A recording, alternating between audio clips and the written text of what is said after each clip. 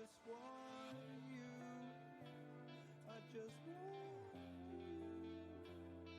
The words I never said but wanted to. I'm losing you. I'm losing you. But these thoughts won't let you go.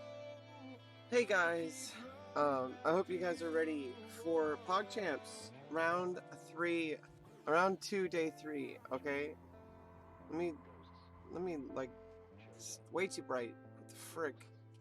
What the frack? The frack is this? The frack? Okay, there we go. It's a little bit more like, real. Okay, I'm not an anime. Okay, welcome back. We're about ready to start with X Chocobars. Oh, it's Nim versus X Chocobars. I'm trying to remember the last game that I watched with X Chocobars. I'm pretty sure Nim is going to end up winning because I saw Nim play and he was playing extremely calculated chess. I think X Chocobars was playing all right, but then she blundered, I think, early on. I'm trying to remember what the game was. Who was she playing?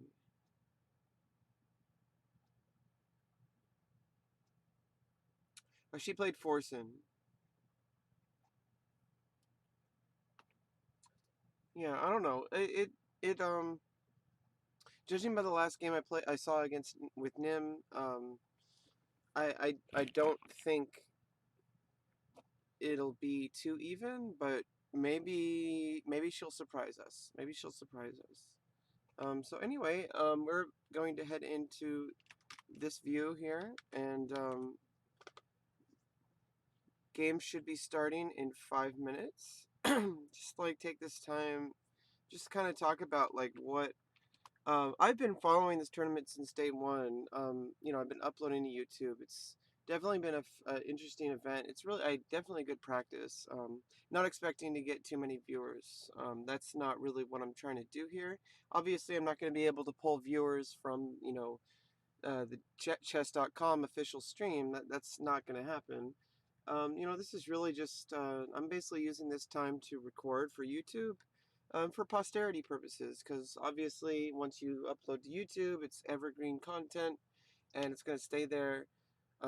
Hopefully somebody who wants to see additional coverage can see my coverage on the tournament, because the thing about chess is the games are able to be viewed and analyzed by anybody, and I feel like that gives even a small streamer like me, chance to cover big events like this, and we can do that with Twitch, and we can do that with chess.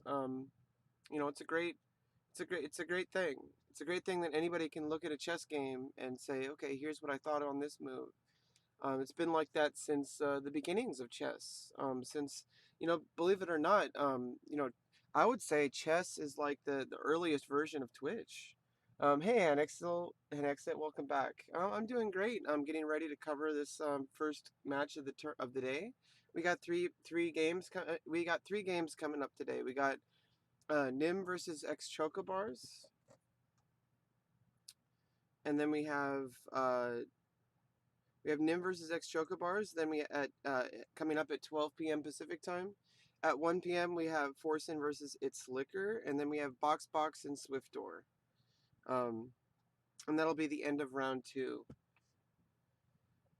Hopefully we don't get any super blunders in the opening. What we really want to be seeing in these games, obviously we don't want to see any quick imbalances where it's just like one person is just completely dominating and then the rest of the game is basically just torture. It's kind of how chess goes sometimes. Is when as soon as you blunder, the game's just over. But sometimes somebody counter blunders. I mean, you've heard of a counter gambit, but a counter blunder? So a counter blunder, like if you blunder and then later on your opponent blunders and then now it's even again, and that does happen, especially with these lower rated players, and it's definitely kind of keeps the game exciting. I mean, obviously these players want to win, these players want to make that big cash prizes, There's first place in the championship bracket makes $10,000 at the end of this tournament. So that's nothing to laugh at. That's a lot of money. So these people are going to be wanting to play for that. At the same time, like there is a consolation bracket. So people who drop out of the championship can still compete for I think $4,000. Do you have anyone who's rooting for? I don't know. I feel like out of everyone here, if I want to look at it objectively, everyone's talking about Voyboy taking the entire tournament because he played when he was very young, he was playing over the board chess, and he was actually playing at the same. Apparently he and Daniel Naroditsky, GM Daniel Naroditsky backed up this claim. He played at the same tournament that was one of Daniel Naroditsky's first tournament as a child. So he was playing back when he was a child. Not a professional environment, but in a competitive environment with chess. And you would have to think that maybe he had some coaching when he was younger. And as much as we would like to say that somebody can be an underdog and can come up under it, there's just certain realities about chess, and if you have experience, you just see things that beginners just don't see. And so when you match up against somebody, it's a huge imbalance like that. They're just gonna completely dominate. However, we have had players like Box who have been grinding endlessly, and maybe that'll make up for it. Because you have Box been grinding, and he's also been doing blindfold chess. He's been taking multiple approaches in order to improve his game. He might actually be taking up a huge like slot as an underdog here. Um, and then we also have, even Nate Hill, who recently started the game, has been showing that he is, what I've heard correctly is that, I mean, if I've heard correctly, I do believe that Nate Hill does have degrees in mathematics, so that may have something to do with his ability to understand the chessboard. You can usually tell that some people just see things in a different way than people who don't have similar skills. So it's like this kind of a huge this tournament's kind of a huge deal because it's like kind of showing to us like, okay, well, here's a bunch of people who are beginners or beginner level or who haven't played in a very long time, such as Voyboy. And here we go. We have Nim versus X Choco Bars. And we have an e4 pawn opening. We've seen a few games start with e4, and now she's playing Sicilian. I feel like she's prepared this. I don't think she would have played Sicilian without preparation. And she's going for the French variation with the e6. So it's not unlike the French. The only difference is you have the pawn on c5, so you have some extra defense on d5, on d4, I mean. And so far as this, okay, so she's definitely going in for preparation. These so far, the thing about Sicilian is the Sicilian you can pretty much memorize the first like 10 or 12 moves. It's a very positional opening with very tactical ideas. It's a very unique opening in the sense that unlike the d4 pawn opening, if you play e4 as white, you allow a lot of tactical opportunities. And so I hope she sees that she needs. I hope she remembers that she needs to take the d pawn in Sicilians. And I'm pretty sure every single variation of the Sicilian that c pawn takes on d4.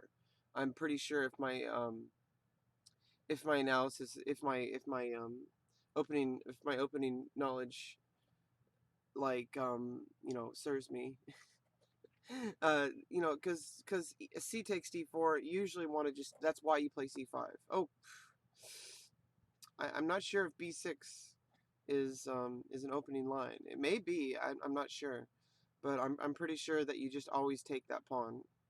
So maybe we'll see some big imbalances coming from Nim, creating imbalances for X Chocobars, and she will definitely be having some trouble, I think, in this opening, especially since now this knight has very few places to go. Where are you going to put that knight? Maybe on h6?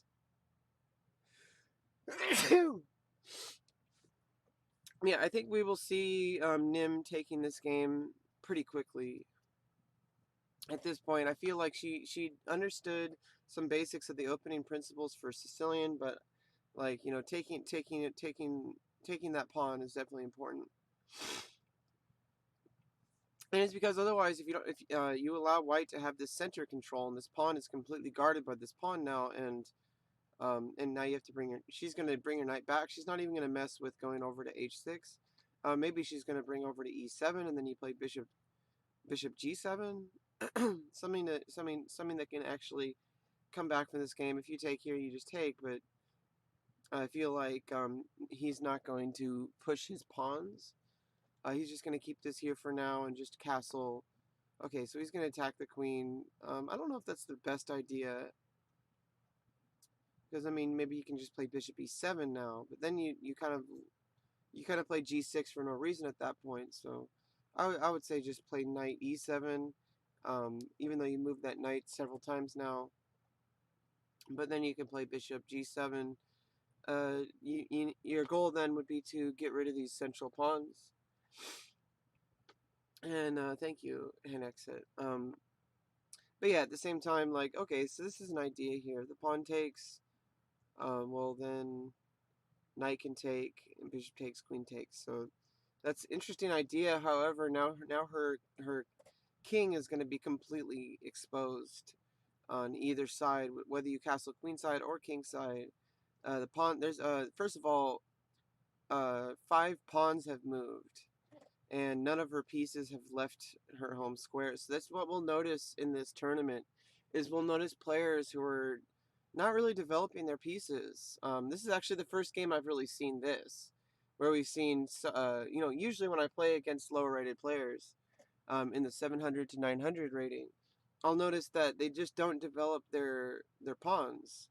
I mean, they only develop their pawns, and they don't develop any of their pieces. And you notice that compared to white, compared to black, white has only 2 pawns developed, and just going to completely break the pawn structure. I actually think this is kind of a mistake. I think he could have just castled, because now she gets a chance to develop pieces, and even though this knight is pinned, now her knight's back in the game somewhat, and kind of justifies the pawn move. I think this is what she wanted.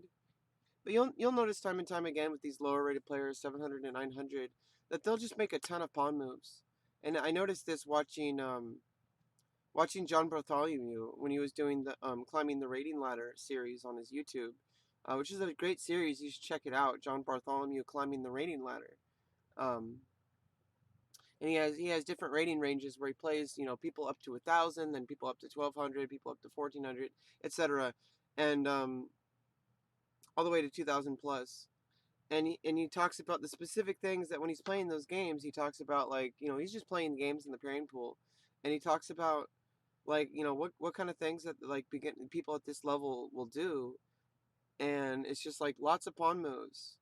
It's like, I think a lot of people coming to chess, I think they don't realize that the pawns, the pieces are much more important to get active into the game. They can do a lot more for less, basically more bang for your buck. So pawns are permanent pieces. They rarely move. You move some pawns in the opening just to kind of like open up your position, and then you don't really move them unless you have to at that point, or unless you have some kind of tactic. So far, actually, I would say this is really just a positional weakness. So she hasn't really I have to commend her, like, even though she's positionally kind of screwed in this position, like, this is a very positional loss rather than a tactical loss, which so far in this tournament we've only been seeing like tactical losses, like where we've seen like huge imbalances in material. And so now this is the first time we've really seen like a positional imbalance. If we judge the position positionally, white's just completely dominating the position just because he has like complete control over the central files, has pieces that are completely active and developed, and king is safe. And if you compare that to black's position, she has like all of her pieces are scattered. This knight's pinned.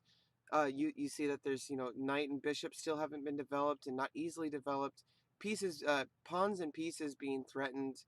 You see that anything can be traded off, really. And in fact, this e6 squared is defended so much that he can just take, with d takes e6. And if pawn takes, well, you have bishop takes, and rook can't take because, well, queen will take. Oh well, no, we have bishop here too, so never mind. It's not super defended, but at the same time, this is definitely something here with this pin. So if pawn takes, pawn can't take because of rook takes queen. So that's already some huge pressure. So now the pawn can't take, the rook has to take, and then the bishop will take, and that's just huge material imbalance. And I can say with about 89% certainty that Nim is going to take this game. Uh, Maybe there's like an 11% chance that he's going to blunder for some reason, but at this point, judging by his play, he seems to be playing very carefully. And he has 6 minutes on his clock. He's not spending too much time on his moves, but he is spending time on his moves. That means that he's playing carefully. He's looking at his moves. He's looking at the ideas. She is as well, although we just see a skill imbalance. That happens in chess, which is usually why in chess we want to be pairing up with people who are similar skill level for the most part. Obviously, if you really want to learn, you need to play people who are higher rated than you. But there's just a certain point where if somebody is just certain skill level above you, it's going to be a huge imbalance, and you're not going to expect any chances really. That's just the way the chess works. And now, of course, she missed that. And that's, it's just it takes practice. It takes lots of training. I would not discredit ex Chocobar's ability. She played very well this game. I feel like a lot of people just judge people based on results, but you have to judge her based on her process, and she definitely developed pieces. I feel like she fell into an opening. She forgot one opening idea, and then her position kind of was forced into a weaker position. But I still feel like for the most part she was developing in the opening pretty well. I think she just missed a few key points, which is why it's really important not to try to memorize lines in the opening. I feel like a lot of these players, they come from different games background, like League of Legends and like other games where knowing the meta, knowing the openings, knowing the openings is everything basically. And the only thing that's other than the openings is the technical ability. And once you have the technical ability, then the whole game is about opening preparation. Where chess is not really about that. Chess is completely about your technical ability. Which, if you want to compare technical ability to such as an FPS game or RTS game or a MOBA game, then you would say tactics is your technical ability. Because tactics, since clicking on the pieces, unless you're playing Bullet or Blitz, clicking on the pieces and moving the pieces, like you click on this knight to move it here, like that's not a very technical. Like anybody can click on the knight and move it here. Like that doesn't take too much technical ability. You can click on it somehow. There's many ways to input your moves. You could use voice to text, or a voice input. You could use a DGT board to move your pieces. You could use mouse click. You could use touchpad. You could use a screen. You can have somebody else move the pieces for you if you have a disability. The chess is super accessible technically, like as far as moving the pieces. So if you want to say that your technical ability in chess is moving the pieces, that's an incorrect analysis of what your technical ability is. So if you look purely at the game, then tactics ability, like looking at forks, looking at double attacks, looking at checks, looking at pins, skewers, decoys, removing the defender, etc., etc. And so now the rook has to take, and now white has a chance to bring his rook onto the d file and completely dominating the position. But she's going to play through because these players, they want to play to the end so they can see, practice.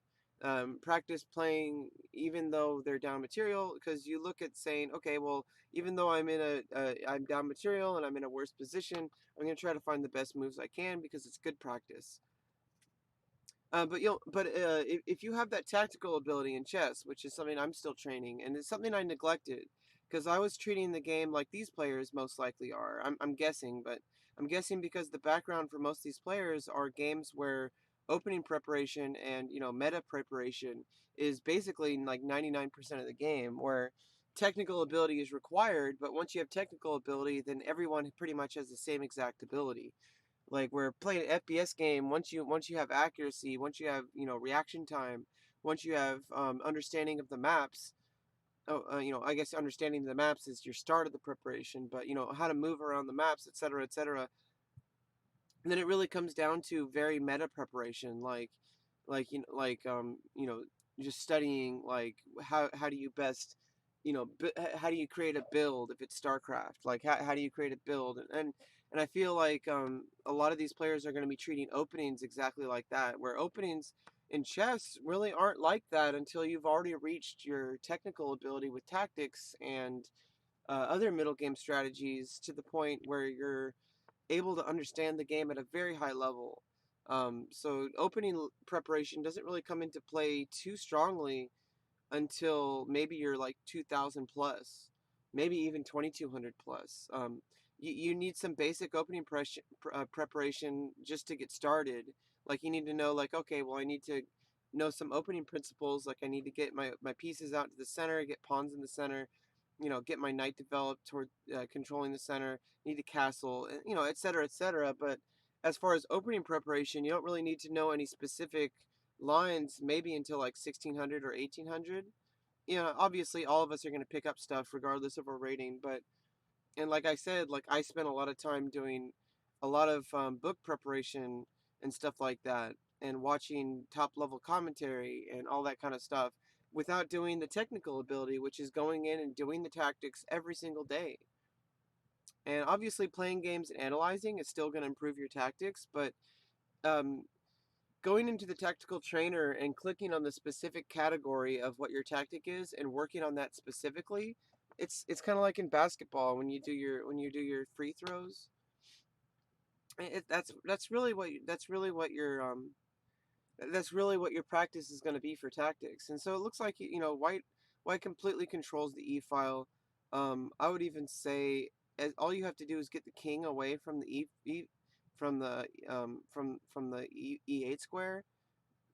Somehow get the king away, and then you okay, now you can't, because now there's too many pieces guarding e8 square. So definitely not a problem for white. You're up an entire rook. All you got to do is just simplify the position, maybe even play like knight e5, trying to attack the knight, and then after knight takes, queen takes, bishop, well, no, bishop would take. Yeah, so try to, it's not simple. It's not simple trying to figure out how to continue. Maybe play, okay, so oh, that's definitely an option. Just give checks, and then you're winning a knight or a bishop. I would say, well, obviously you're not winning a bishop, because after king g8. Yeah, and see, this is why you need to practice, because I just miss simple things like this, and it's super simple brain dead stuff, and it's frustrating. It's super frustrating because I'll go into my games and I'll just completely miss stuff like this. That's obviously, if I had a little bit more time to look at the position, what I need to do is practice just really just sitting on my hands and just not moving until I notice, like am I missing anything super obvious? Am I, not moving super quickly? And so now knight e5 can be played, and then if you take, the rook takes. You do need to be careful as white here, because if you allow a rook to get over somehow over to the first rank, then there'd be some trouble, because the king does have some escape squares. But black does have, technically has chances, but you don't have to let you don't have to let her have any chances.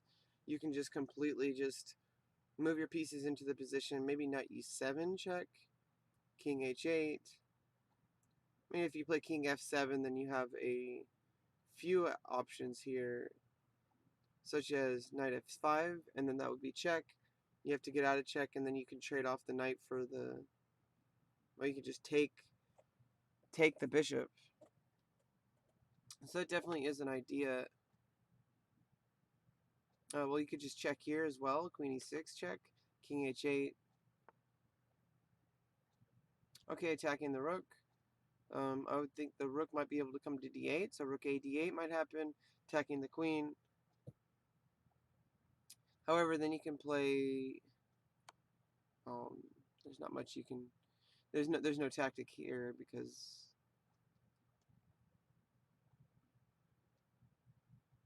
you wouldn't be able to play the knight here to attack both the rooks.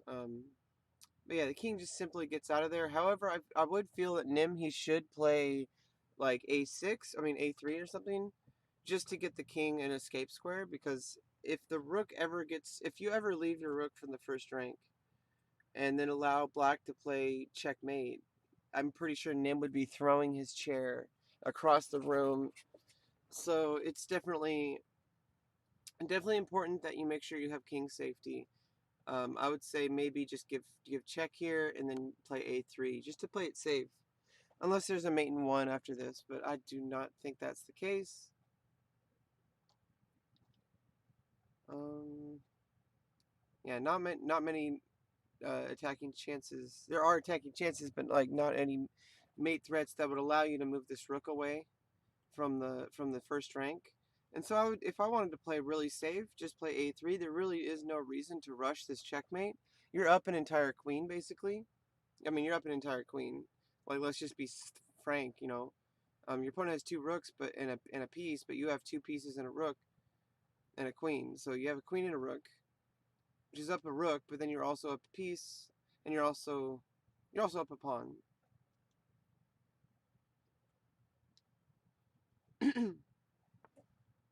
Okay, so that's also the same idea, just, you know, giving an escape square for the king.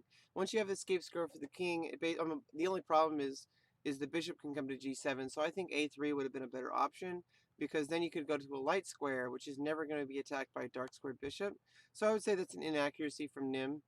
But at this point, the point the material advantage is so vast that it doesn't really matter too much.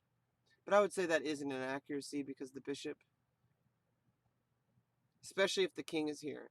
So if you blunder, if black is allowed to play, if she is allowed to play bishop g7, and then white blunders and plays king b2 somehow, or no, if white plays king b2 and you allow bishop g7, then the bishop would have to take. I mean, the queen would have to take, and you lose the queen for a bishop.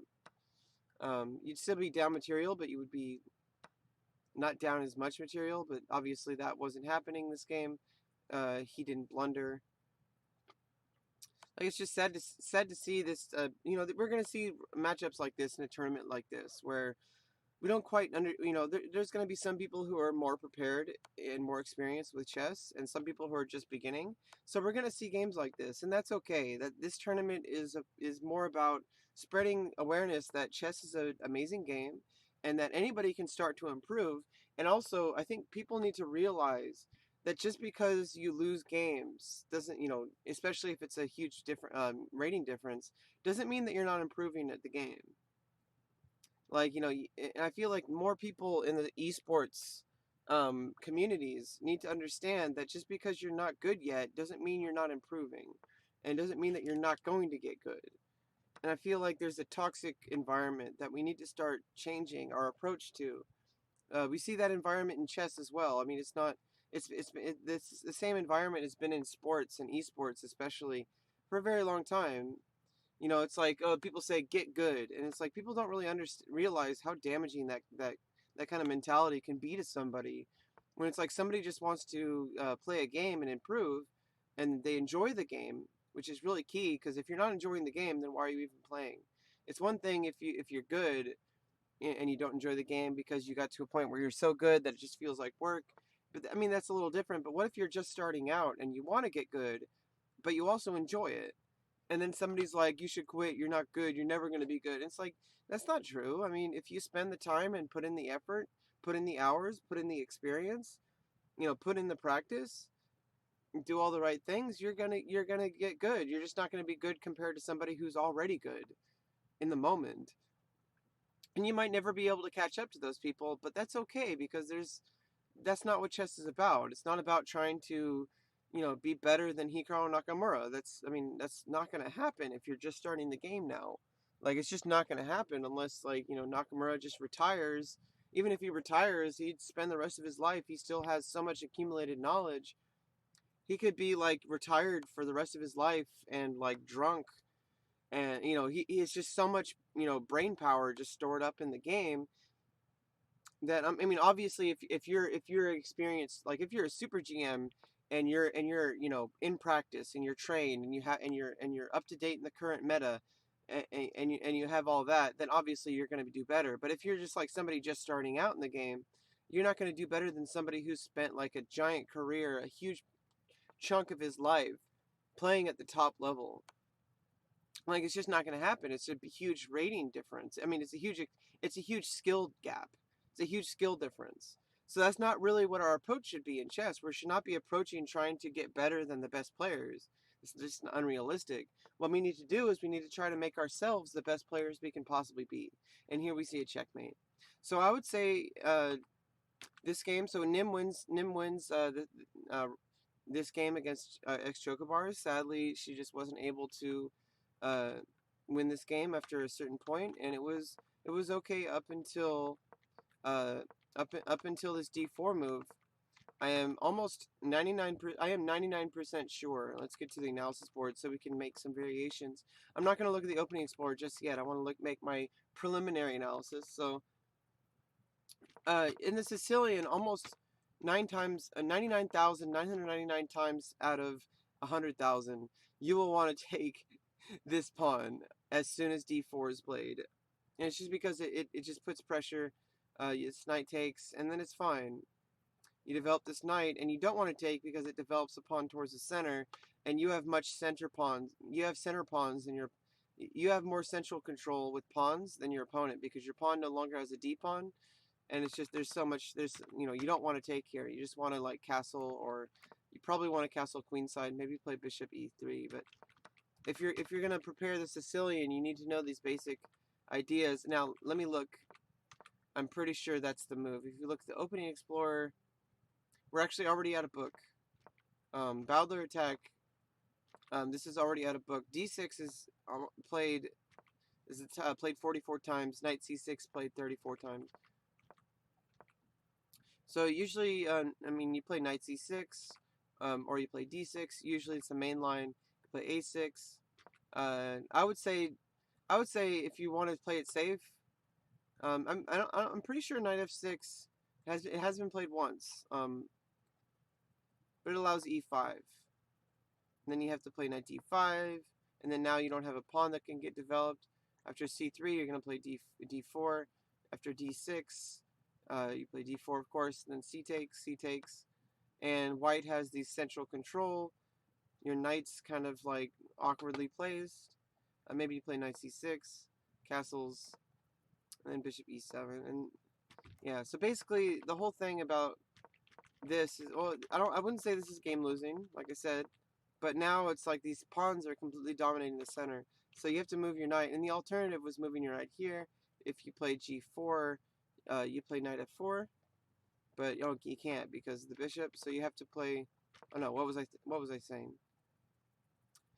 Oh yeah, you play knight g4. That's what it was. And then if you play h3, you just play knight h6, and then you're planning on playing knight f5. But at this point, like, you know, your knight's way on the side of the board. You've moved several times. You've moved 1, 2, 3 times, and potentially a fourth time if you move the pawn over to g5 somehow. But I would say that's where the position started to fall apart, especially this move here after f6. Your queen's under attack, yes, but there's things you can do. I mean, you could directly challenge the bishop, and then if you take, then the knight takes, and then you're ready to castle, and your pawn structure is sound. If you move the knight, and then you're planning on playing bishop d7, and somehow preparing to make a break to get these pawns off the dark squares, long term. Like, there's plans involved, but moving the pawn just allows this complete, like, break in the structure. The king is going to be exposed. This f-file is now open. Yeah, I would say that she did not, oh, and also, obviously, and here's the big imbalance here, is you need to take, sadly, you need to take with the rook. But even then, if you take, you know, that's still losing a queen. So sadly,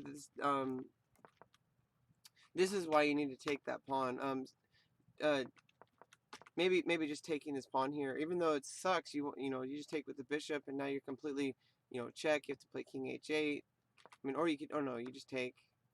But at this point, okay, maybe you can play bishop b7, and then you're controlling this diagonal here. Maybe and you're attacking this knight, but it's defended. This knight is also defended. So you're not going to double up pawns. You're not going to create any imbalances. However, now white no longer has central pawns. So at this point, she had a chance to kind of save the position a little bit. If the knight takes, bishop takes. Yeah, so I guess the knight would take the pawn. Oh yeah, you can't take with the knight because, yeah. Okay, so never mind. You can, the bishop takes, but then you're winning a rook. So never mind. That doesn't work. What you need to do here then is you need to play e5. Then the queen takes. So yeah, sadly not much you can do. She played the rook. Yeah, I almost think there's like no way to come back from this.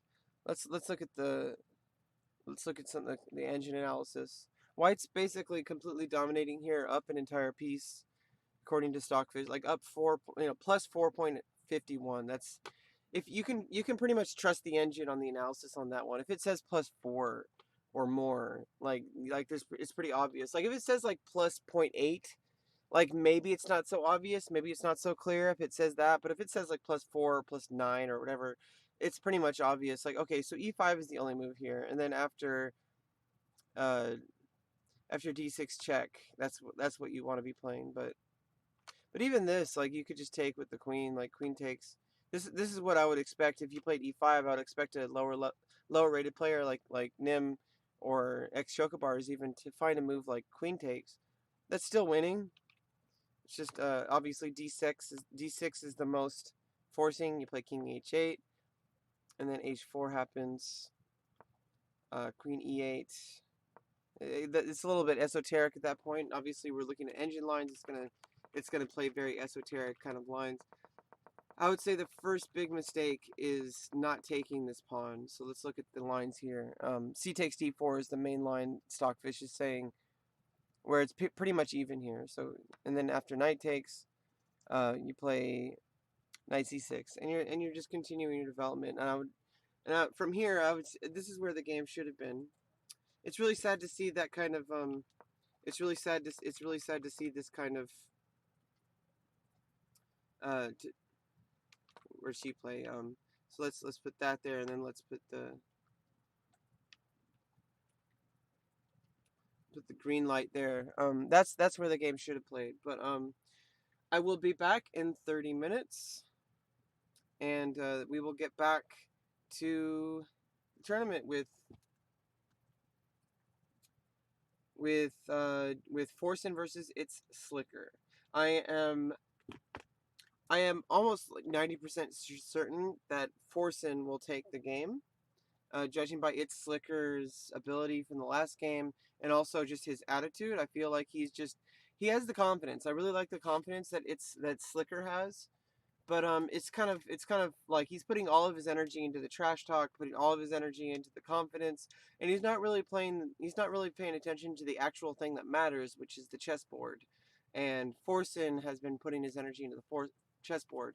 Now, as far as ability wise, I'm pretty sure they're about equal. I'm trying to remember. I'm not 100% up to date with all these players' abilities, but I'm trying to, like, just thinking about, like, judging by my memory of this tournament, I'm pretty sure Forsen and him are about equal strength, so it might be a more exciting game. This was just a slow positional grind that was just getting worse and worse and worse for Black, and unfortunately for X Chocobar, she wasn't able to find this. When you're playing the Sicilian, you basically have to take that D pawn. That's basically the most important thing to remember about the Sicilian. Anyway, I will be back.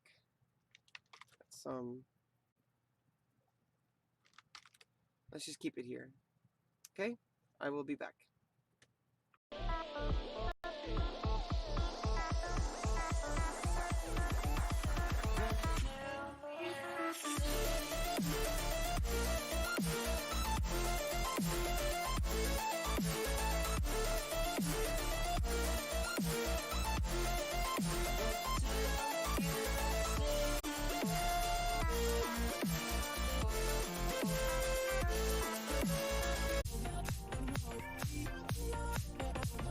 guys, I'm back. Ready for the second game of the day. So, yeah, hopefully we see, we're probably going to see more games similar to the games we've seen so far in this tournament. But you gotta give these players some credit, they're just learning the game, and we weren't really expecting to see top-level chess this tournament. That's not what this tournament's about. This tournament is about bringing chess... Oops.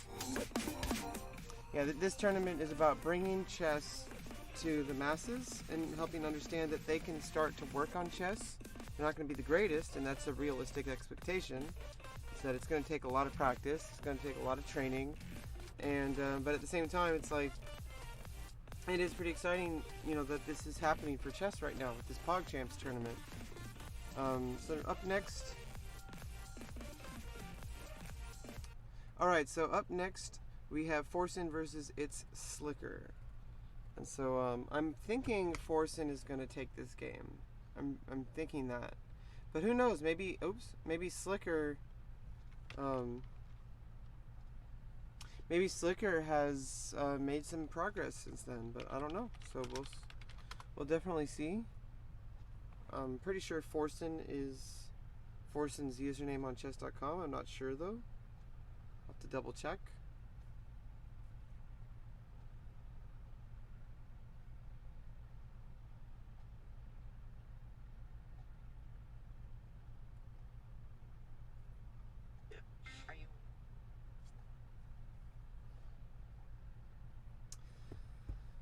But yeah, not quite sure what to expect, obviously. You know, as any chess game, we don't know until it starts. We can just kind of talk about, you know, similar matchups or matchups between the players before, which we don't really have at this point. It might exist. Yeah, so Forsen is his name. He's just getting, I really like how he's preparing. He's in the pairing, he's in live chess. He's not playing a game. He only has like 1 minute before the game starts. He's not trying to do any last minute tag. Well, it looks like he is doing some like last minute pawn moves. So maybe I spoke too soon. I think he's just thinking about the center right now. He moved both pawns into the center on his board. I think he's just he's imagining himself controlling the center, controlling the game, dominating the game.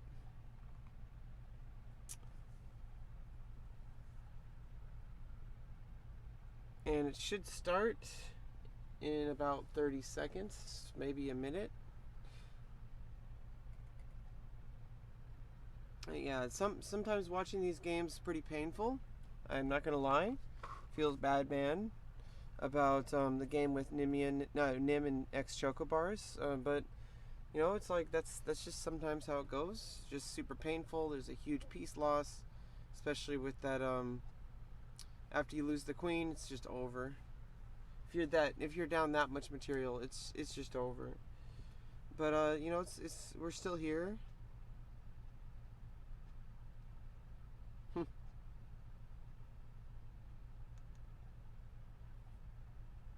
I like Forsen's chat rules. Don't complain about the game being played, and don't be a racist. I wish he would put also don't be transphobic. I really hope more people would understand that, you know, racism, transphobia, or homophobia, or but I mean, I guess, you know, as long as you start with racism. If you start with racism, all the rest will follow. That's why Black Lives Matter. But people don't quite understand that just yet. I mean, there's a large amount of people who do, but there's not always.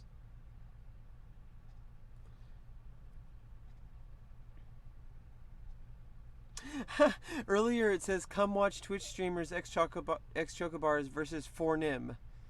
I think they were going to say Forsen, but they accidentally said Fornim. Okay, so we have Forsen playing the white pieces here against Slicker. Oh, sorry, GM Slicker.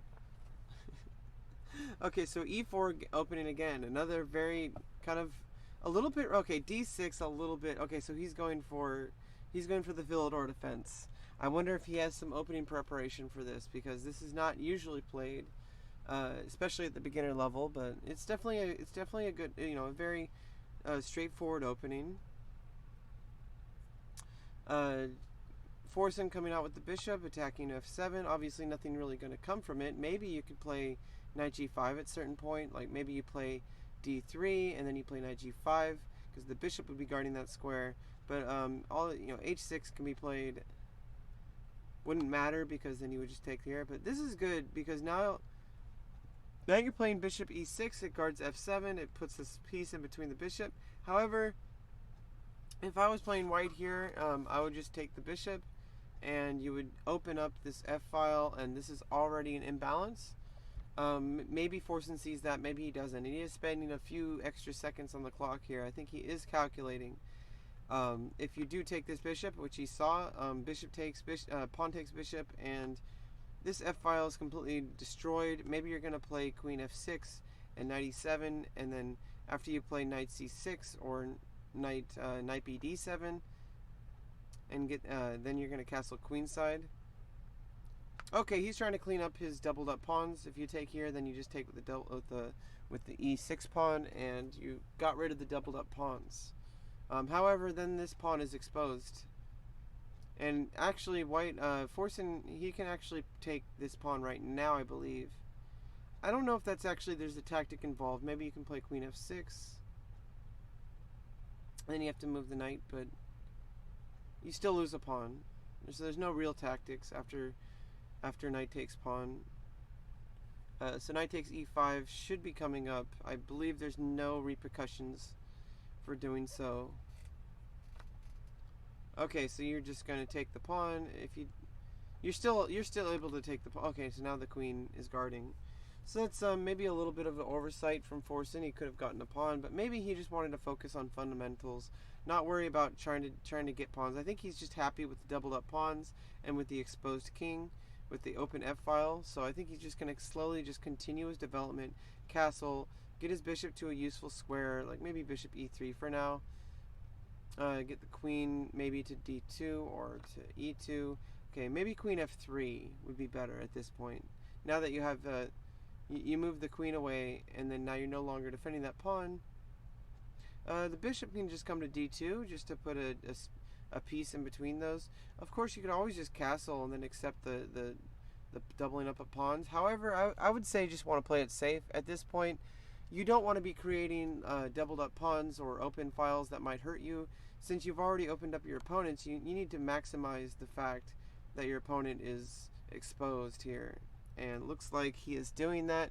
He played queen h5, and this definitely attacks the king. How are we going to get out of that? Maybe you can play g6. The only alternative is to move the king. You can't move the king to d7. Yeah, so there we go. That just attacks the queen. But then you lose a rook, and so it looks like we already lost to a tactic. It looks like Slicker is already lost to a tactic. Unfortunate for Slicker, playing the black pieces. Generally, when you play the black pieces, you're already accept there's going to be some kind of uphill battle, but not too much. It's already being proven, like that white, it isn't like 100%, people are actually questioning now whether or not white has a significant advantage in the opening. We know there's an advantage, but whether or not white has a significant advantage in the opening is still up for debate now. Because of the engines. Maybe I am out of the loop in that. Maybe there's some new developments. Maybe we can say that white has white has a significant advantage in the opening, or even black has a significant advantage. What the engines can do is they can analyze things that we have never been able to analyze before. Knight has to come to e7, or you just never mind. It's guarded by the queen.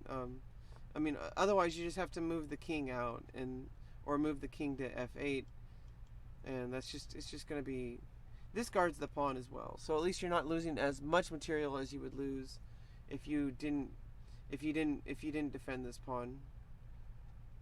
But so far Forsen just has to just play it safe, create uncomfortable situations for black here. Just put the bishop here pinning the knight. Now you're attacking. Now you can just check.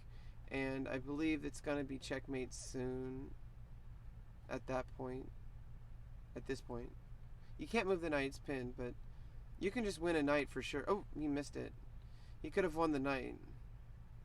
Oh, no, he can't because the bishop is defending. Never mind. But he's going to win a bishop. And you can just move the bishop back to d6.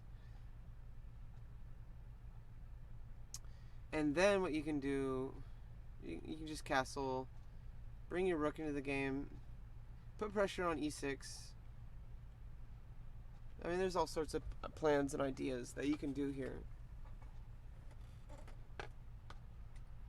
But, I mean, it's already over for Slicker. He is, like I said, he's kind of a blowhard. Not going to lie. Kind of a blowhard.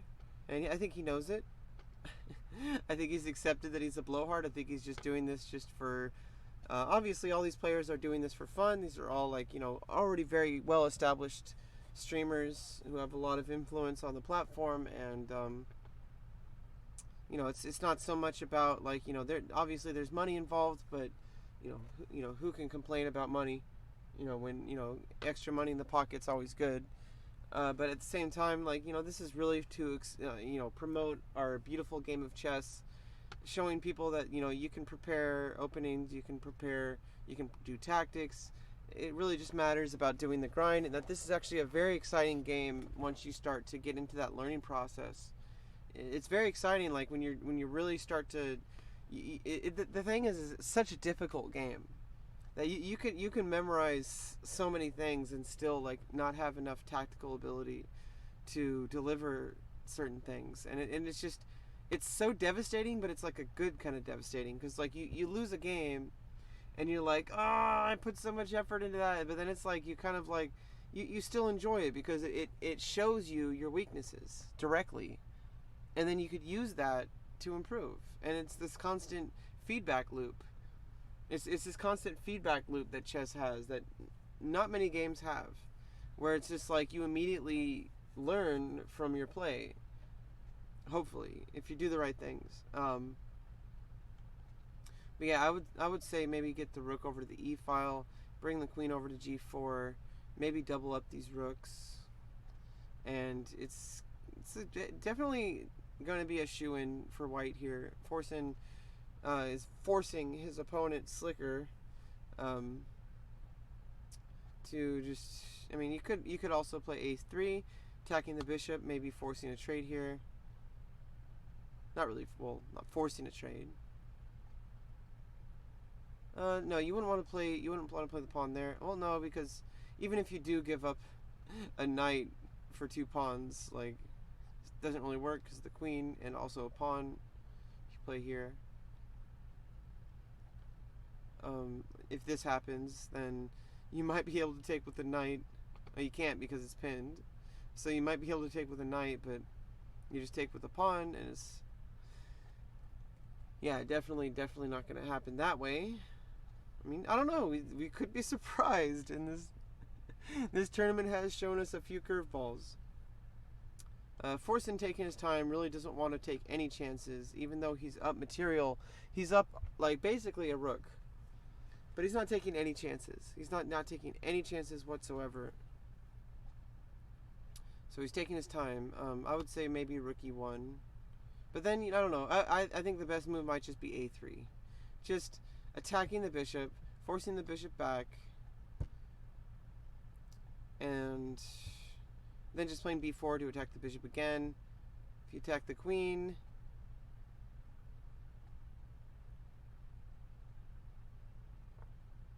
yeah, I think it's, yeah, like I said, I don't think that, I mean, I didn't say it, but I don't think the queen would have been very safe after that. So now now that the queen is safe, now you can play a3. So yeah, that's a good kind of prophylactic move. Just moving the queen out of the line of fire from the bishop. If the bishop is pushed over here, you do not want the queen here. Well, obviously, first and foremost, the queen's under attack. So I don't know why I missed that. For some reason, I knew a knight was pinned, but I was like, for some reason, thinking that this knight was pinned.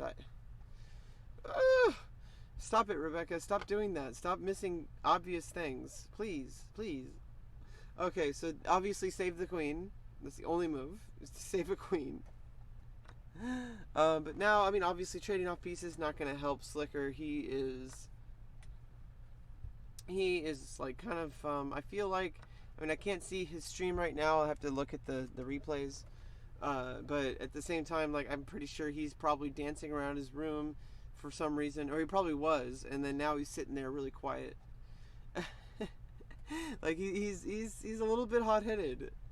It's definitely not a very good trait to have with chess. You really want to keep your cool.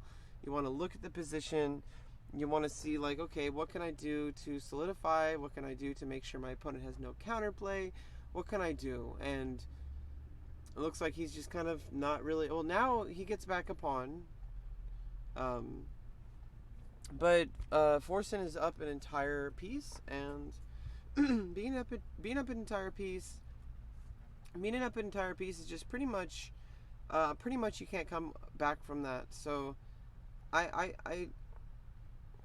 am not discounting any kind of counterplay that, there might be a straight up blunder from Forsen, but I am not judging from his play so far. It looks like he's in control of the position. He understands hanging pieces and stuff like that. I really think he's just it's just a matter of how long it's going to take him to deliver the checkmate. Whether or not he can, just simplify the position, trade off equally, or quote unquote equally. Okay, well, if you attack the piece, you get the piece back into the game. Not really achieving too much in simplifying the game. I would say you still need to play like rook e3. In fact, now black can play knight d5 to prevent rook d3, so you'd have to play rook e2. And then just double up the rooks. Okay, so you're bringing the queen in. I'm just trying to see. There is a free pawn here.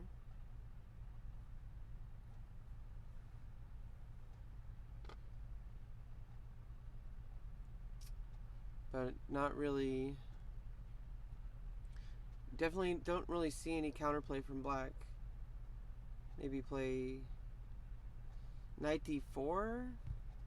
Maybe thinking of trying to fork these rooks. Maybe that's like your only hope, is that if you play knight d4, you just take, and that's check. So you definitely can't move this knight because it's guarding up against queen d4 check. That's definitely something that can happen.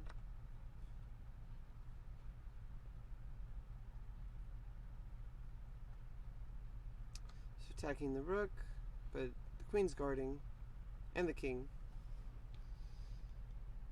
But I do think that maybe you just bring the rook. Okay, so now that this is gone,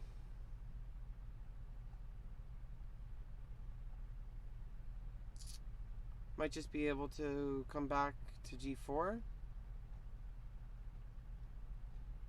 and to threaten queen d4 check, winning a. Well, first of all, yeah, you need to save the queen, and then you can take the knight.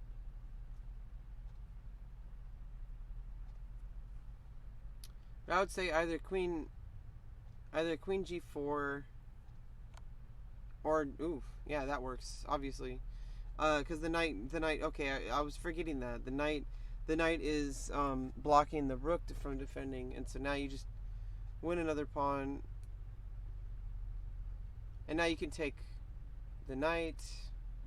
The queen will be forking the rooks, but at the same time, the rooks are defending each other, so you don't have to worry. The problem is now you can't bring the rook off that first rank while the queen is on c3. So maybe you don't want to take the knight, since you're already a material. Maybe you don't want to create any positional imbalances like that. But if you can somehow get the rook into the game here, then that'll actually be some attacks. Oh, cool! You just lose a rook, but it's okay. You get the piece back. At the same time, that was not necessary. White didn't have to lose a rook. Okay, so you can just trade off queens. That's fine. Slicker making it very simple for Forsen. If I were playing white, I would not hesitate in taking that queen when I'm up a piece. When you're up a piece, remember, trade off material, and your position becomes stronger because your relative value of pieces is higher compared to your opponent's. So now it's rook and a piece versus rook and a piece and 2 pawns. And you're going to be able to promote. It's not super simple, but you're gonna have a one endgame. Okay, so this is actually really bad. This is actually really bad. Okay, never mind. You can check first. You can check first, and then you win the knight, and then you win the bishop, and then you play either h3 or you play king f1. This is very. I hope you. Forsen might not be able to see this.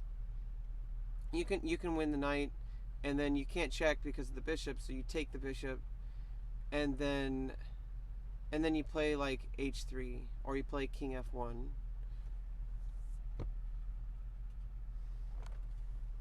Okay, so he missed that. This is checkmate. What? Slicker missed it. He missed mate in one. He missed mate in one. What the heck? How could you do this? How could you not see the mate in one? He just threw the game away. Now he has no chances. Really? I mean, just move the rook back now. He missed mate in one. I mean, I guess he takes a pawn. Okay, so he's going to threaten the bishop. The thing about chess is you can't threaten things that are like one move threats, because all you have to do is like, you can even just trade off now. So Forsen sadly threw the game away, but Slicker missed it. So you just take with the rook and it defends, but you just take the pawn. Yeah, it's not going to go well for Slicker now. He had a chance. He had one chance to win the game. He had a very strong attack. I wonder if he just completely missed it. Well, obviously he completely missed it. I wonder if he still doesn't realize it's there, that he missed it.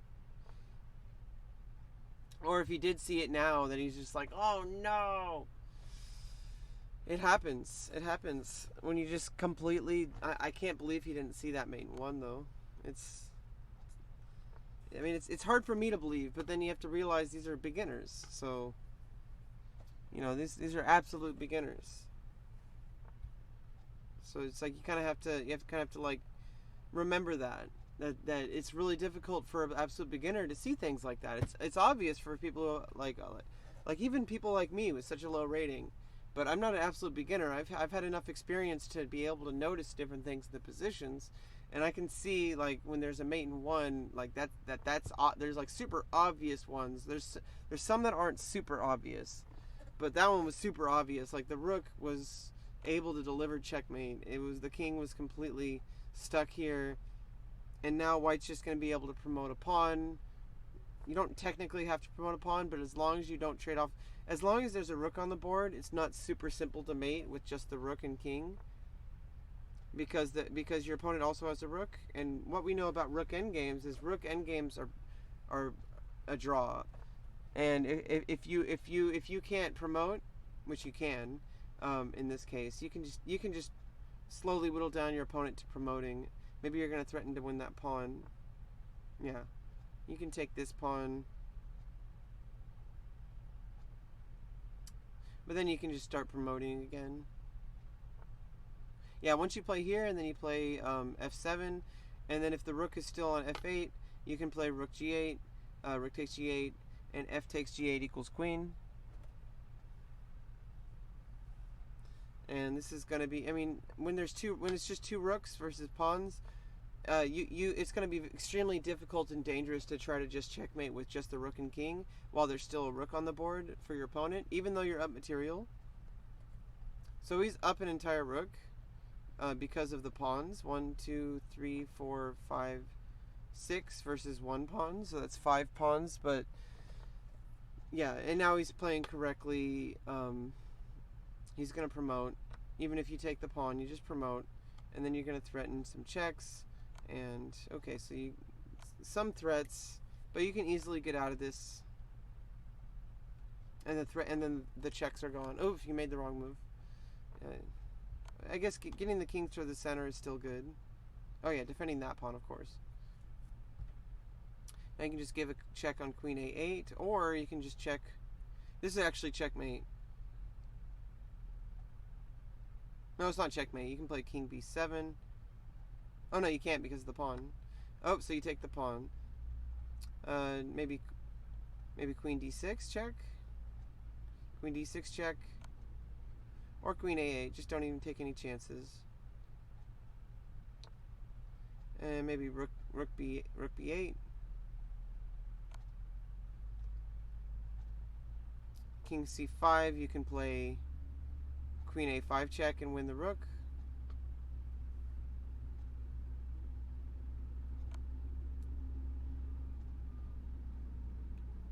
And then I don't think there's a mate in 1 after you move the knight, the king. So you would just take the rook.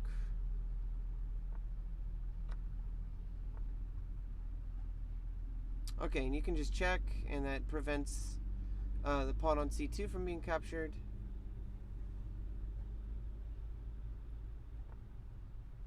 Or do that. Check. And checkmate. Oh, you missed it.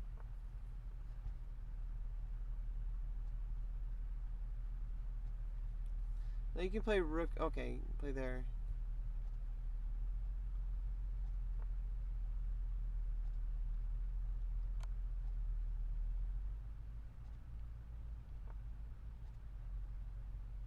Okay, and here we have checkmate. Queen e1 mate.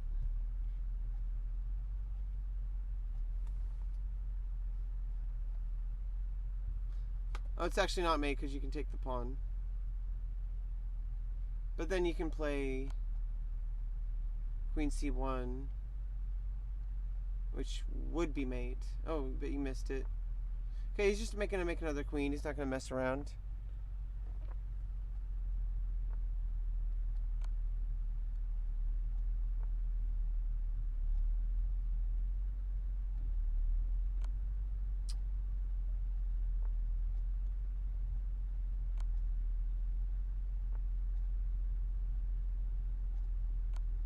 There we go.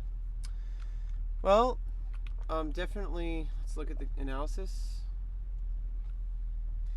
Congratulations to Forsen for coming back from that incredible blunder.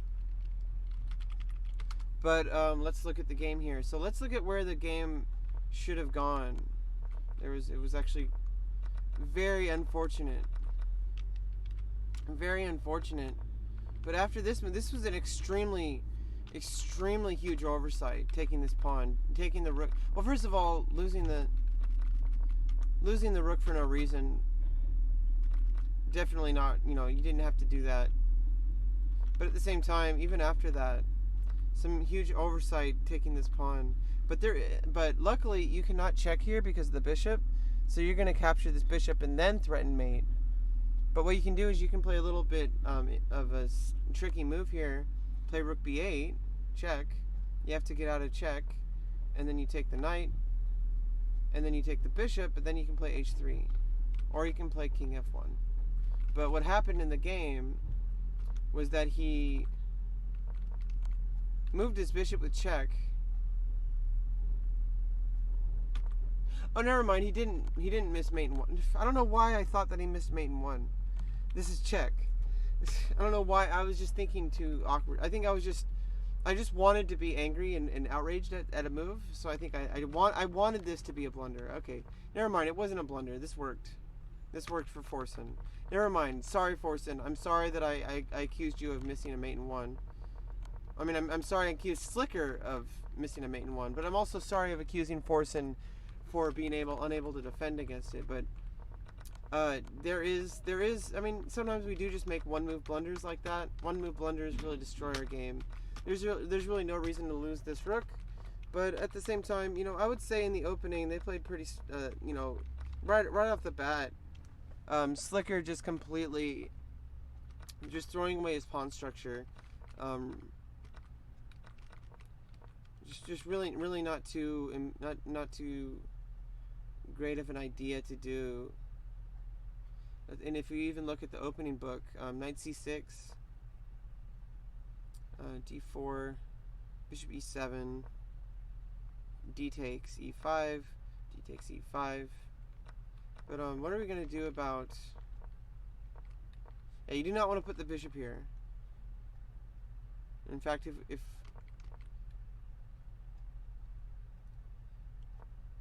we look at the evaluation here, like it's already winning for white here. So right here, you needed to play.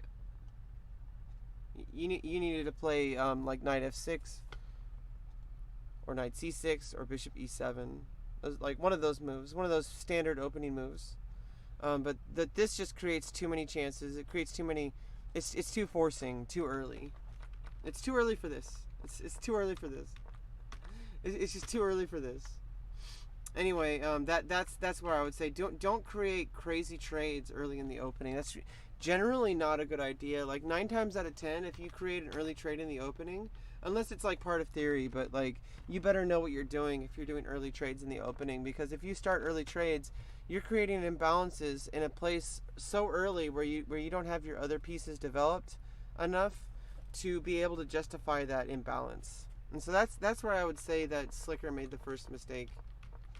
First of all, playing the Philidor when he should just go with the standard stuff. You know, most new players should not be playing the Philidor. Philidor is really kind of muddled in like a lot of theory, like d4, e takes d4, knight takes d4. Like it's not too complex, but at the same time, I would highly not recommend a beginner to play Philidor. It's just extremely like theoretical, and it involves a lot of book study that you're just not ready for as a beginner. In fact, even I'm not ready to do intense book study. Like maybe not till you're like 1800 or 1900, and then you start doing book study. Maybe like 2200 is when you really get in depth to book study. But if you really want to push to IM, you know, if you're ready to push to IM, then you get really like intense into book study, because that's where it starts to really matter. But early on, you basically just need to stick to opening principles, and one of the opening principles is just get all your pieces developed. Don't try to start early trades. Don't create don't expose your king for sure. Anyway, I would say that was the big move that made a difference. Was this move was played, but you should have just played knight c6, or even just knight f6 or bishop e7. Anyway, I will be back in 30 minutes for the final game of the day. The game will be between Boxbox and Swiftdoor. So stay tuned for that, and I'll be back in 30 minutes.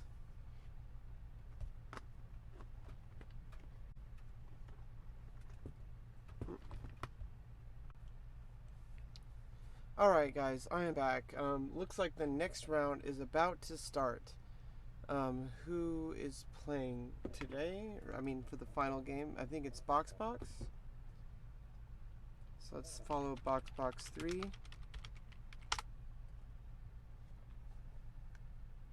Hey, welcome back, Box. So we are into the final game of the day in the Pogchamps tournament. I believe it's... Oh God, I keep closing the window I need. Okay, here we go. Oh yeah, we have Boxbox versus Swiftdoor. And so we're going to see... We're going to see the final game of the day. I feel like these players might offer a more even match than what we've seen today, where it's just been kind of just like blatant difference in ability. But I feel like maybe these two are going to be closer. I'm having this feeling. I have a feeling that this one's going to be a little bit closer matchup than the previous ones today. But I could be wrong.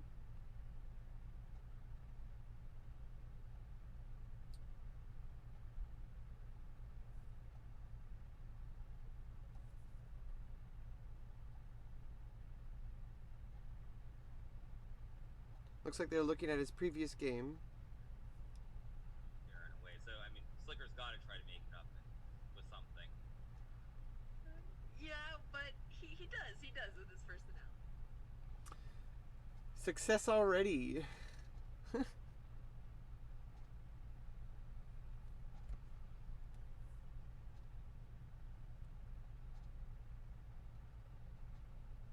Yeah, it is box 3. I am following his. It should start. It should start soon.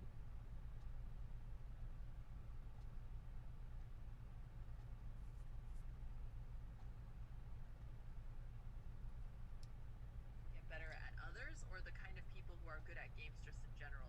I mean, I think in general, people who are good at games tend to be good at other games as well. Yeah, I think they're delaying it slightly. So we're kind of just sitting tight here. So I feel like Box has really been putting a lot of focus into the game. And here we go. Here we start. And so Swiftor playing the black pieces, Box playing the white pieces. We've seen another E4 move for the today. I think that makes all three games today E4 pawn opening. We do not see a Sicilian, however, we see an E5. So most likely, okay, just playing the Vienna game here. The right response here is knight f6, and he goes for that. They're playing the Vienna game. Very interesting idea in the Vienna game. I'm not, the Vienna game usually just throws me off a little bit, just because it's a little bit off. Like it just feels a little bit off to me. I don't know what it is about this C3 knight. Like, I don't know what it is about the knight on c3 and the knight on f6, but for some reason, this just doesn't feel right to me. I don't know exactly why. Vienna game usually just feels very different and weird. So usually, if you already opened up the bishop, you don't want to open up the bishop on both sides. Usually, it's a slight waste of tempo. However, at this level, I don't think that's going to make much of a difference. But you do notice that in the lower ratings, people will they'll open up their bishop and then they'll open up their bishop again, and it's kind of a waste of time. You could open up your bishop with like bishop c4 and then castle kingside. So, but obviously that's not going to be game deciding at this point. It's just a slight tempo disadvantage. Swiftor already ready to castle. Maybe he would. Okay, so maybe he's going to play d6. Maybe he's going with some opening system he's just used to playing already. But we don't know. We don't quite know what he's thinking. You'd have to watch him. So now you're just defending this pawn, and obviously when you play g3, he really wants to castle kingside. He wants to get his bishop on g2. He wants to control this diagonal. However, not too easy to control at the moment. I mean, this is hanging now, pretty much. If you take the pawn, knight takes, bishop takes. Obviously, if black cannot take it anyway. Oh, so never mind. I was thinking oppositely. That's even a word. But yeah, already defended once. You're defending it a second time, so there's absolutely no way black can attack that pawn without some like severe changes in the position. Like you would need, you would need this bishop here, and then you would need, I'm just gonna show you theoretically. You would need this knight here, and you need this bishop here, and then you would push this pawn. Like, that's the only way to attack it. Okay, so pinning the knight on e2. Now, here's the real test. Are we going to see a reflex move like f3, which would push out the bishop, but then it would expose your king and also prevent castling? So, okay, so obviously we don't see that. We say h3. You just bring the bishop back to h5. Maybe you can continue attacking, but most likely not. If you do, you're probably going to want to castle queenside, because if you start moving your pawns on your king side, castling king side would be a little bit risky. Actually, pretty risky. But maybe you want to play g4.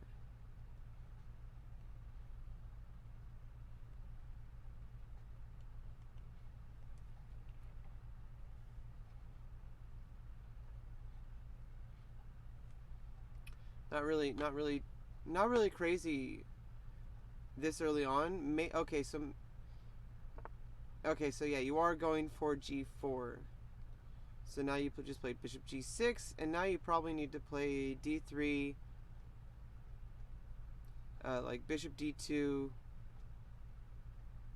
maybe even knight g3, and then castle queenside. It's going to be a little bit difficult for white to castle, unless you just want to settle for just castling kingside at this point, but You're definitely gonna have to save the bishop. So the only move here is bishop g6. There doesn't seem to be any counterplay whatsoever. Maybe you could sacrifice your bishop and you lose your ability to castle. You either capture the bishop or you move the king, and then if you do this, you're down material as black, and then you have to still move the bishop.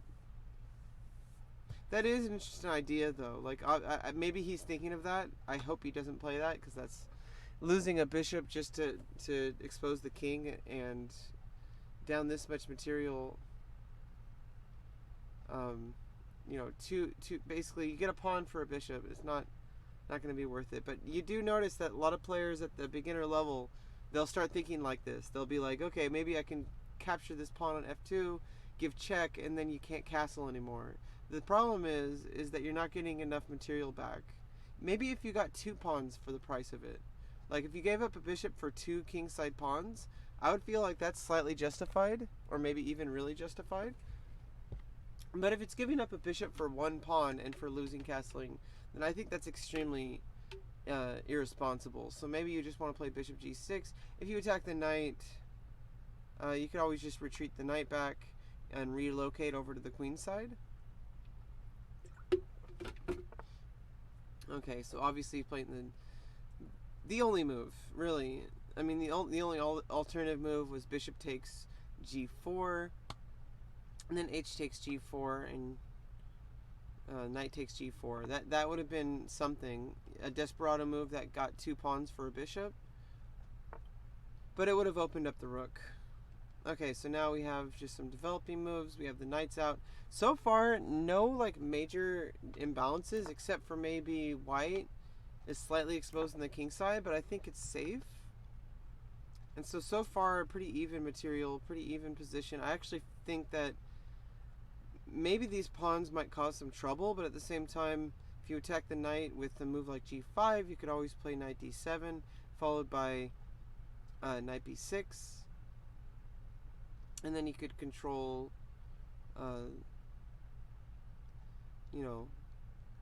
squares on the queen side.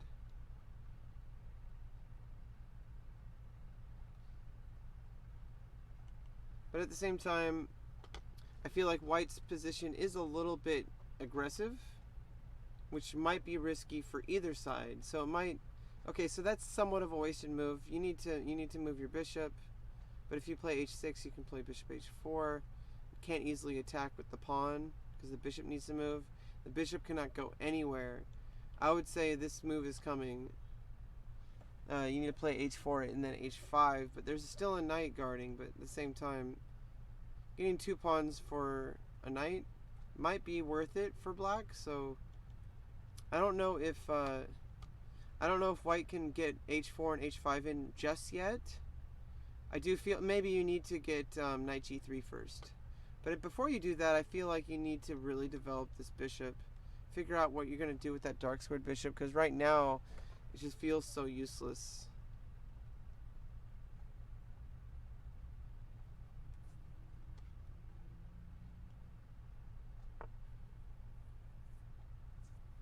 Okay, so this move doesn't really seem to make any sense.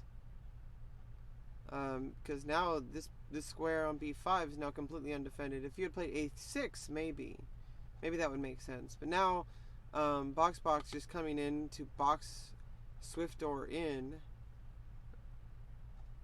Yeah, black position looks harmonious, but sometimes harmonious isn't always the best. Because if you can notice, like there's a lot of pawns coming in to attack, and it looks like pieces are going to get boxed in by Box. So f5 is definitely coming. F5 is going to completely win a bishop. So Swift door could have dealt with that, but he moved these 2 pawns. First of all, now this pawn is hanging. So you could just win a pawn, but right away you can just straight up win a bishop. Knight takes g4. I mean, knight takes g4 doesn't quite work because you just lose a knight for a pawn.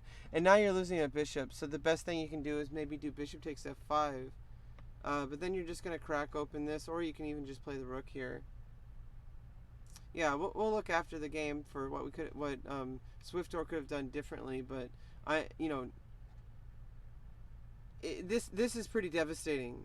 this pawn structure completely thrust up into your opponent. This is destructive. That's why, oof, and he's just accepting the loss. Like he could have at least did a desperado, but maybe he was worrying about the rook coming over into his position. So now he just does pawn takes bishop, and then maybe f takes.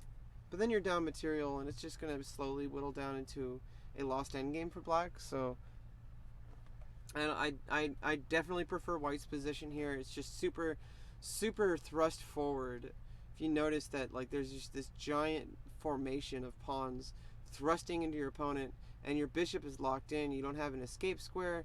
You can't escape here because the pawn takes. Yeah, maybe this might be your best bet. Is just maybe kind of cracking up the position. You still lose the bishop, but at least maybe you move your knight over here, and then maybe you can play knight f4. Well, no, if you win the bishop, you can still win the knight, but then you can give check, and then knight takes, and then you just take the pawn somehow. I mean, white can just move this knight. Like, you can just move this knight somewhere. In fact, I think the best move would be, okay, not there. Well, now you can trade it off. But still, the bishop's still trapped. So he doesn't have to worry about that. Like, you can just move the knight. And this does work. Trading off the knight works. And then you're also attacking this knight. So white is definitely... Box, his training is definitely proving to be very useful in this tournament because... You know, he's been doing lots and lots of tactics. He's been playing blindfold games, which even though he may not be playing that great blindfolded, like he's just completely missing pieces, the fact that he's doing it and the fact that he's remembering where at least most of the pieces are and the ideas of the position, the fact that he's remembering that, extremely important for your board vision. And like blindfold chess, like one of the most important things that you can do to improve your board vision. Just understand, you know, it's difficult to practice. It requires having a partner to move the pieces for you and to make sure that you're making legal moves. You can play blindfold chess on, you know, without, you know, it's kind of different though. It's kind of different if you play blindfold chess online, you know, with the blindfold piece set where it's just, because then it's like you're still clicking and you still see the board. But when you're completely blindfolded and you're just imagining the board from your mind's eye rather than having a grid here to look at it. So now you just capture the knight and then it threatens to capture this other knight. Hopefully Box finds this and he doesn't just freak out and go for the bishop because you don't need to capture that bishop. You can just capture the knight and then you're threatening the other knight. The knight moves and then you capture the bishop. Barring a complete blunder, like if you blunder this knight somehow, I don't think you can. I mean, that saves the knight. Maybe you have a nice position here with the knight. However, you're just losing a piece here. So you get a pawn back, but it opens up the rook on the f-file, and it's just completely lost for black here at that point. You do have counterplay. You do have a strong center as black, and you do have some pawn structure in the center.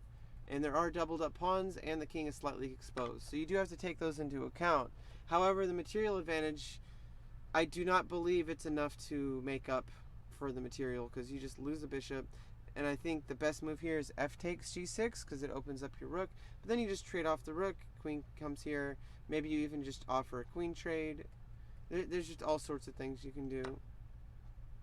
You can trade off the knight. Maybe put some pressure here, but you really don't need to worry about it too much. Maybe you get the bishop here first.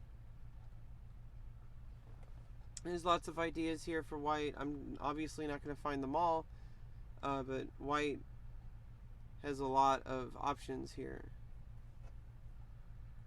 Unfortunate that that Swiftdoor did not find the right moves to prevent all of that. We can go back and try to see where the game. Obviously, we can always go back and see, you know, where the game could have gone differently. That's what we do here in chess. That's what we do to try and improve. You're up 2 pawns, not like an overwhelming victory, but once you start trading off pieces, you have all these opportunities to trade off pieces now. You can move the queen there, and you can trade off the knights. This pawn is completely protected. Okay, you're just going to attack the knight even more. So now if you take the knight, bishop takes, pawn takes, bishop takes, and you get a pawn out of the equation. So then you're going to be up an entire piece, and it's just going to get worse and worse and worse as time goes on. And we do notice a huge rating difference, 540 versus 1299. But I do think Swiftor did have a chance. He is a beginner, and he just started playing, so we do see a lot of this imbalance here in this tournament. Definitely just showing us like the ideas that when we're learning chess, there's just certain things that we can't ignore. It's not out in this specific position. White isn't like completely winning because you're up 2 pawns, but there's just a lot of complications in the position that could happen. So what you need to do is you need to just trade off material. Now that you're threatening to take off here, you'd probably start trading off on d4.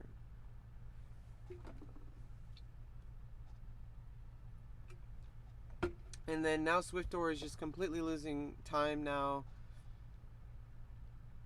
There's really nothing he can do here. Let's see. Yeah, that was an option. I was thinking of actually knight f3 check, bishop or rook takes.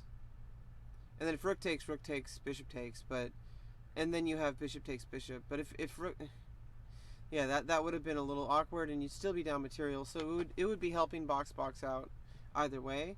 Now at least you're guarding some squares from the escape squares for the king. However, box just has to like take this knight after pawn takes, bishop takes. Oh no. Okay, take the knight, pawn takes. You can just move the bishop back, and you're attacking the queen. And there's one less piece on the board for black to use. There's no real threats with this queen here on h4, so if you just play knight takes d4, then e takes d4, bishop f2 attacks the queen, and so you have to move all, and then you have to move back to h6. You'd have to be careful here as white, because if you just do check again, then you could just get a perpetual, and that would be a draw. So you probably would not want to start at that point. You probably just want to attack the rook and trade off the rooks. So you're gonna attack it again. He doesn't really want to trade right away, but now he can take with the pawn, and now this knight's in definite danger. Maybe you can just sack the knight entirely. Just play knight f3 check, but then bishop takes. Oh no, it's not sacking. So, but you would still trade off, and that would be, it would be a little bit dangerous with the queen here on the dark squares. But at the same time, like it's just there's not enough to attack white here. You definitely need to. I mean, obviously, if box allows his position to get better and to give him more counterplay, then black will start winning.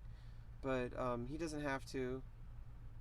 Now he's just losing on time. He has 1 minute and 20 seconds left on the clock, as we see here, and it's just going to be, it's not going to be ending well for Swiftor. Maybe, I mean, obviously you have to move the knight. The only thing I can see is knight f3 check, bishop takes f3, then bishop takes e3. That's the only thing I can see happening here.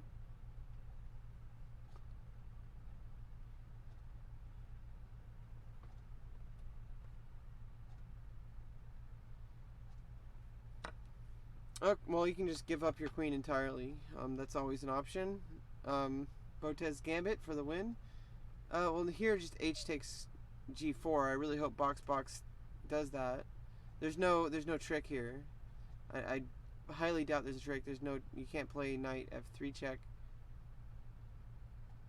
There's like no threat here. I think that Swiftor, we're noticing in his play so far that like as soon as things get like down to like low time, and as soon as he starts losing pieces, he loses more pieces. Yeah, it's definitely the end of the game. Swiftor definitely not playing too well. We noticed that when he's playing, he does that. He just throws away pieces for no reason when he's already down material. And that's one thing you definitely do not want to do in chess. If you're already down material, it's one thing to be like down a piece, but when you're down a queen, it's just no coming back. But if you're down like a few material, and now he's going to be down another material, and now just taking the pawn. And it's going to be bad. It's going to be very bad. Very, very, very bad for black here. It really sucks. You'd like to be able to create counterplay. It's just too little too late. And you're just losing material. So you could even just play queen f1. And then if rook takes f1, rook takes f1. And you have a rook on the f file completely locking your king in. And then you just promote. So I feel like white should actually just do that.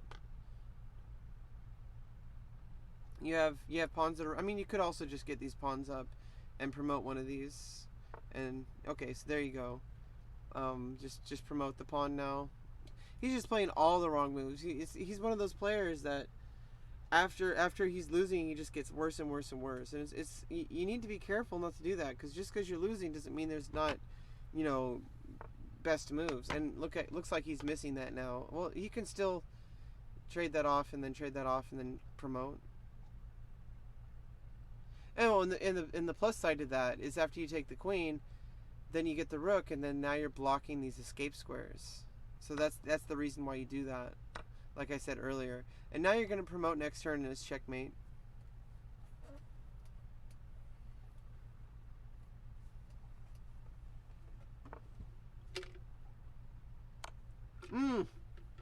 He's missing everything.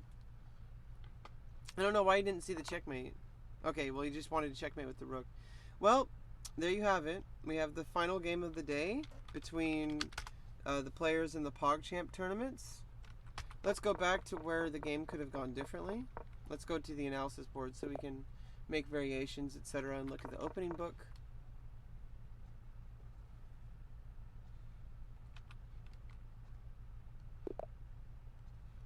And let's see, where could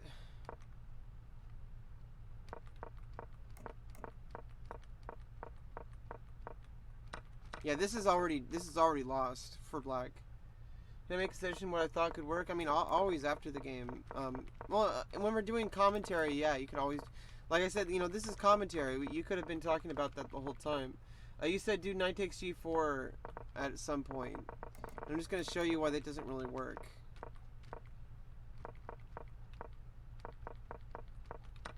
Like here, it's too late. Like right here, knight takes g4, h takes g4. Then you have queen h4 check. But you just move the king. Okay, yeah, maybe that's some counterplay here. But white's still up a pawn. You do have an exposed king side, but it's, I mean, that's something. That's something right there.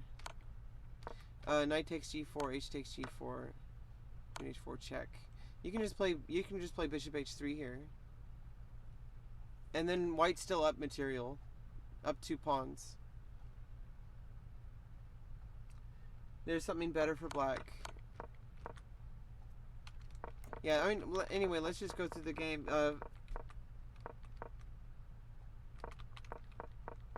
So right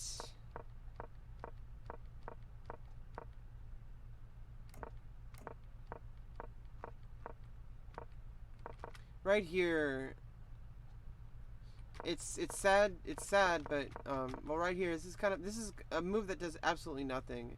This a5 move, because not only does it allow the knight to come over to b5,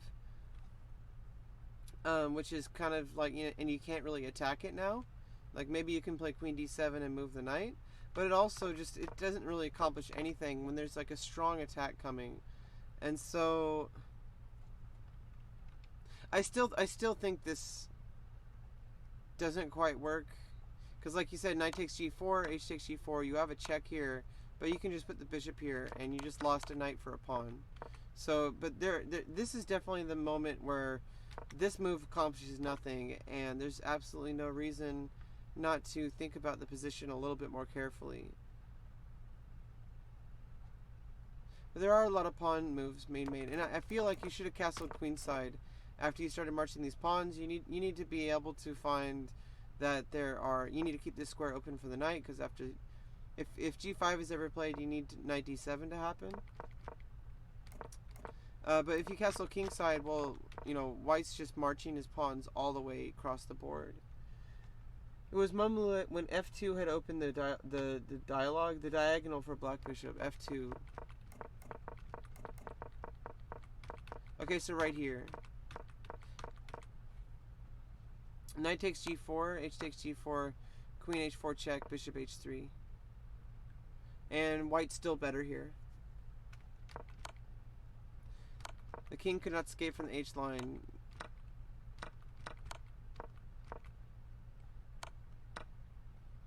Yeah, but you just play bishop h3. And it defends the pawn. Hey, thanks to the host, Ani Pro. Welcome back. Swiftdoor could have done that, but it wouldn't have worked. White is better, but this is best. Yeah, it's best, but it's still losing. That's what I'm saying, is we need to find the spot where he could have stayed in the game. And this is definitely not the move. This is definitely not the move. A5 is definitely a wasted move. And if we look at the evaluation here, it's completely even, basically. White's slightly better, but I would say that it's even. Let's just look at the engine just to see how you could have played here. H6 looks to be okay, so it looks like we're saying H6 because that does prevent, you know, now if you play G5, H takes. I mean, it does open up the H file, so maybe not, but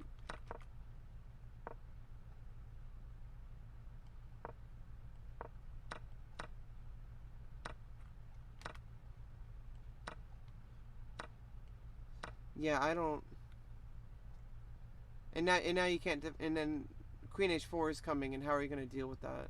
Maybe you go here.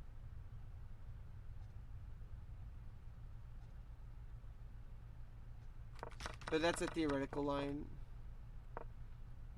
Anyway, A5 is definitely the wrong move. This is the position where black should have thought very carefully. And H6 is the engine move. And then also we're seeing other moves like knight d7, just to free up the queen along this diagonal. So we're seeing knight d7, we're seeing h6, and we're saying bishop b6. Bishop b6 is a little esoteric, so I would say the best move probably either h6 or knight d7. Knight d7 a little esoteric as well, but h6 makes the most sense, I think, out of all of those three. H6 probably makes the most sense because you're defending against this pawn. Like I said, if you do go for that, well, that's just losing a pawn. Well, not really. Bishop comes. So yeah, let's see here. 65. Well, what if bishop takes? Well, then you have knight g4 check, and you win the bishop. So there's definitely ideas here that could have gone differently, but A5 definitely a blunder. This is just completely doing nothing for the position, not accomplishing anything. That the real threats are over here on the king side. Like you have a queen, a bit, you know, you have all these pieces aimed over at the king side. You have these pawns marching down the board. And there's not much you can do. It says she put more things to be able to redeem with the channel points, sample VRP, or change the stream title. From points, of course, by example, 10,000. Yeah, I mean, I'll try adding those. At this point, I don't really want. I mean, obviously, if I put like 10,000 points for changing the stream title, at least then people will be watching long enough to be able to troll me, and I can always just change it back. That's a good idea, Annie Pro. Anyway, this has been. Let me go back to the blunder here. This was the critical moment, where this was the blunder, and maybe playing a move like h6, or playing knight d7, or playing bishop b6. And I will be back. I don't know how long, but I will be back to. I'm gonna end the stream and then restart it. But I'll be back to because I'm gonna upload this to. I'm gonna chop this up and upload it to YouTube, and then I'm gonna take maybe a 20 or 30 minute break, and then I'll be back to just play my own games, do tactics, play with viewers, etc., etc. And I'll add those. Yeah, so I doubt anybody would be able, any troll would be, I mean, if somebody's willing to stay here long enough to get 10,000 points to change the title, then I think they would deserve it. Yeah, I do have a YouTube channel. So I'm gonna upload the matches to YouTube after I chop it up, and I will be back. I'm gonna stop the stream and restart the stream, and I will be back in about 20 or 30 minutes to play my own games and play viewers. Anyway, bye. Be back when I'll be right back.